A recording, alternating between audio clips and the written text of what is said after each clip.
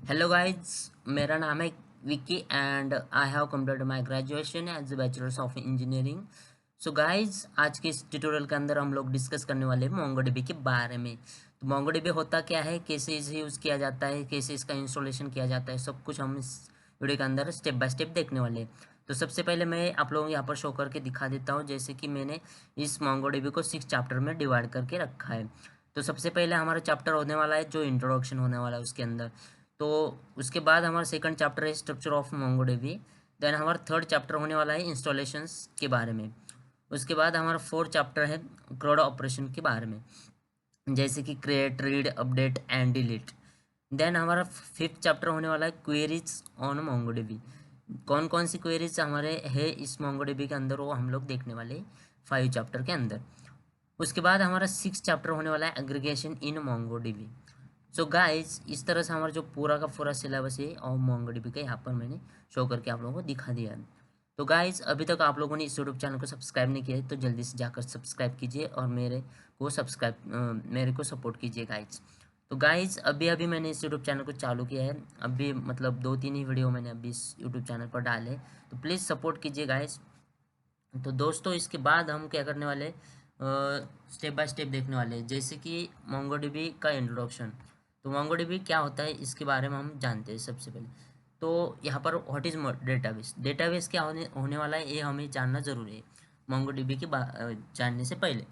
तो कुछ लोगों को पता होगा डेटाबेस क्या होता है, तो यहाँ पर मैं आप लोगों को बता देता हूँ। Database is a collection of a data. तो data will be in a different format.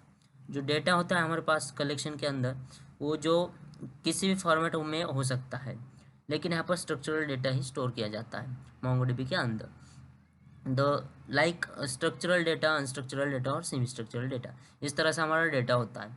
तो सबसे पहले स्ट्रक्चरल डेटा देखते हैं। स्ट्रक्चरल डेटा के अंदर हम लोग देखते हैं, जैसे कि हमारे पास टेबल एंड रो के अंदर डेटा होता है, जैसे हम रीड कर सकते हैं उसे, उस तरह से डेटा को क्या कहते हैं कि स्ट्रक्चरल डेटा कहते हैं।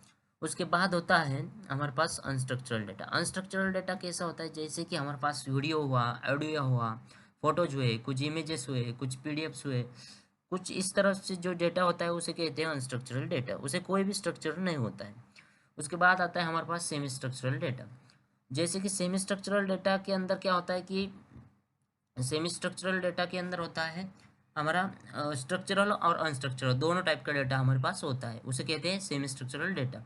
ओके, देन हमारा होता है हम देखेंगे अब इंट्रोडक्शंस ऑफ मोंगोडीबी।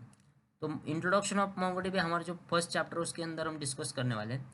द हमारा फर्स्ट क्वेश्चन आता होगा जी कि what is MongoDB in database. Okay, the MongoDB database is used to store the data in a document format because it is easy to find and perform the specific operations. Okay, the MongoDB database was introduced in 2007 by 10 Generation Company.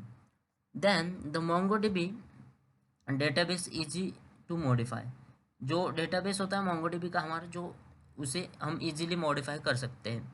उसके बाद हम क्या कर सकते हैं, जैसे कि हमारे पास वो operations create, read, update, this type का ऑपरेशन हम इजीली यहाँ पर कर सकते हैं, इसीलिए हम कहते हैं इसे modify and easy to use. Okay, then हमारा थर्ड पॉइंट आता है, फोर्थ पॉइंट आता है यहाँ पर, the MongoDB database is a non relational database. Non relational मतलब इस यहाँ पर कोई भी रिलेशन नहीं होता है डेटाबेस के अंदर, because the database has no joins. Okay, then हमारा फिफ्थ पॉइंट है यहाँ पर, it is not relational database management system. Okay, then MongoDB database is a no SQL type of database. जो हमारा मोंगोडीबी डेटाबेस होता है वो नो एसक्यूएल टाइप का डेटाबेस होता है। 3 टाइप के डेटाबेस होते हैं। फर्स्ट वन होता है एसक्यूएल टाइप का, उसके बाद होता है सेकंड माई एसक्यूएल टाइप का, और थर्ड होता है हमारा नो एसक्यूएल टाइप का डेटाबेस। ओके, यहाँ तक तो आप लोगों को सब कुछ समझ में आ चुका होगा।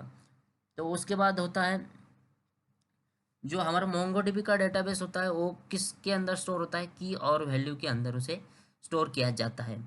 तो मैं आप लोगों को यहाँ पर शो करके दिखा देता हूँ की और वैल्यूज़ कैसे होते हैं, कैसे काम करता है, वो मैं आप लोगों को आगे बताने वाला हूँ। अभी आप इस पर ज़्यादा ध्यान मत दीजिए। ओके, देन हमारा होता है डेटाबेस का स्ट्रक्चर, मोंगोडीबी का डेटाबेस का जो स्ट्रक्चर हो किस तरह से होता है वो हम सेकंड चैप्टर में देखने वाले हैं। तो जैसे कि आप लोग यहाँ पर देख सकते हो जो हमारा सेकंड चैप्टर है स्ट्रक्चर ऑफ मोंगोडीबी। तो मैं आप लोगों को एक इमेज शो करके दिखा देता हूँ ताकि आप लोगों को अच्छे से समझ में आ सके। तो यहाँ पर मोंगोडीबी डेटाबेस होता है। सबसे पहले हमारे पास एक डेटाबेस होता है, उसमें क्या होता है, कंटेंट वन और मोर कलेक्शन। ये कलेक्शन जो होते हैं वो एक डेटाबेस के अंदर होती है, और ये जो कलेक्शंस होते हैं एक कलेक्शन नहीं होता है, यहाँ पर मल्टीपल कलेक्शन हो सकती है और सिंगल कलेक्शन भी हो सकता है। उसके बाद can contain different types of documents objects. Okay, इस कलेक्शन के अंदर क्या करते हैं हम, डिफरेंट टाइप्स ऑफ डॉक्यूमेंट्स इसके अंदर स्टोर करते हैं और ऑब्जेक्ट भी हम इसके अंदर स्टोर कर सकते हैं। उसके बाद आता है हमारे पास डॉक्यूमेंट। डॉक्यूमेंट के अंदर हम क्या करते हैं, जो डेटा होता है उसे हम स्टोर करते हैं किस फॉर्मेट में, की एंड वैल्यू के अंदर हम इसे स्टोर करते हैं, और हम इसे एरे के अंदर भी स्टोर कर सकते हैं और नेस्टेड डॉक्यूमेंट के अंदर भी इसे स्टोर कर सकते हैं। इस तरह से हमारा डॉक्यूमेंटेशन हमारा जो फ्लो होता है मोंगोडीबी का वो इस तरह से होता है। स्ट्रक्चर हमारा जो होता है कुछ इस प्रकार से होता है। उसके बाद हम देखने वाले what is database in MongoDB. जैसे कि मैंने अभी आप लोगों को बताया कि डेटाबेस क्या होता है, कैन कंटेन वन और मोर कलेक्शंस। जैसे कि एक एक और एक से ज़्यादा कलेक्शन होते हैं उसके अंदर स्टोर किए जाते हैं, उसे कहते हैं डेटाबेस। आप लोगों में यहाँ पर जैसे कि मेरे पास मोंगोडीबी की कंपास यहाँ पर इंस्टॉल है, तो उसे मैं ओपन करके आप लोगों को शो करके दिखा देता हूँ किस तरह से हमारे जो मोंगोडीबी के डेटाबेस क्रिएट किए जाते हैं।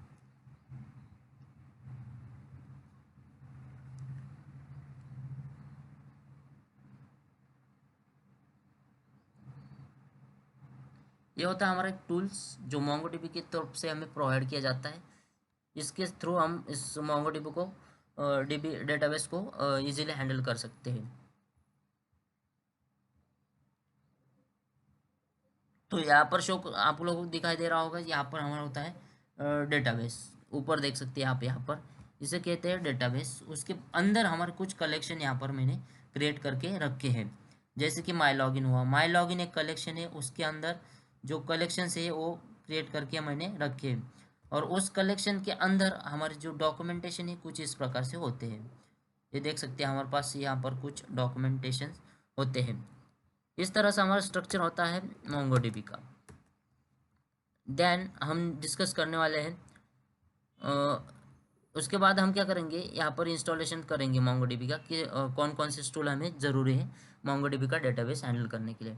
तो मेरे पास जैसे कि मैं आप लोगों को शो कर दिया है, ये जो मोंगोडीबी का कंपास है यहाँ पर मैंने इसको इंस्टॉल करके रखा है।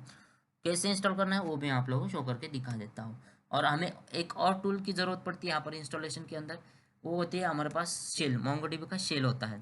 तो चलिए हम जाते हैं गूगल पर टैब दबाएंगे, उसके बाद जाएंगे यहाँ पर डाउनलोड मोंगो डीबी कंपास। यहाँ पर आप लोगों को सजेस्ट कर देगा कंपास। ओके, देन आप लोगों को सिंपली यहाँ पर फर्स्ट वेबसाइट पर जाना, मोंगो डीबी की ऑफिशियल वेबसाइट। यहाँ पर मैंने आ चुका हूँ।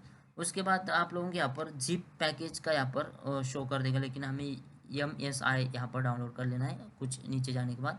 यहाँ पर मेरा जो विंडोज़ है इसलिए मैं यहाँ पर ये डिफ़ॉल्ट रखूँगा। अगर आप लोगों का लिनक्स है तो लिनक्स यहाँ पर रख सकते हो। उसके बाद आप लोगों को सिंपली इस डाउनलोड बटन पर क्लिक कर देना है। जैसे डाउनलोड पर क्लिक करोगे यहाँ पर आप लोगों को डाउनलोड का शो हो जाएगा। Ctrl+J दबाने के बाद आप लोग क्रोम पर डाउनलोड पर जा सकते हैं सीधे। और उसके बाद जो है हमें एक और टूल्स की ज़रूरत है। जैसे कि आप लोग यहाँ पर प्रोडक्ट्स पर क्लिक करोगे तो यहाँ पर आप लोगों को शायद शेल मोंगोडीबी का कंपास तो यहाँ पर है। ओके, हम क्या करते हैं सीधा यहाँ पर सर्च कर देंगे मोंगोडीबी का शेल ऊपर ही।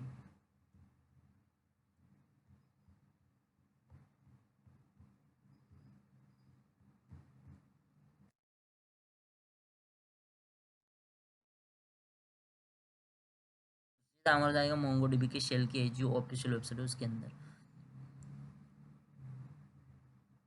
सो गाइज इस वीडियो के अंदर यही इतना ही था। नेक्स्ट पार्ट देखने के लिए डिस्क्रिप्शन बॉक्स में जाइए और लिंक पर क्लिक कीजिए, और अभी तक आपने इस यूट्यूब चैनल को सब्सक्राइब नहीं किया तो जल्दी से जाकर सब्सक्राइब कीजिए दोस्तों। And thanks for watching this tutorial. Bye bye.